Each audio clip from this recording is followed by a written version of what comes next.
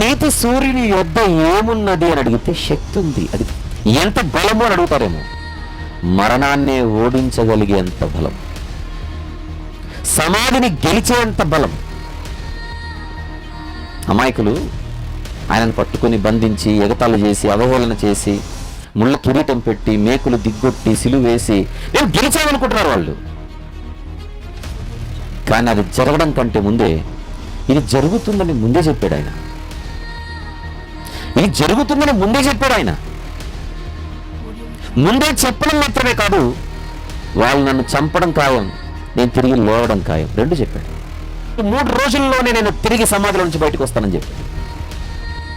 ఎప్పుడైతే యేసుక్రీస్తు ప్రభువు మరణాన్ని గెలిచి తిరిగి లేచాడో అప్పుడు ఆయన విరోధులందరికీ ఓటమి, సాతానుకు ఓటమి, భక్తిహీనులకు ఓటమి, భక్తులకు విజయ ద్వారం తెరవబడింది.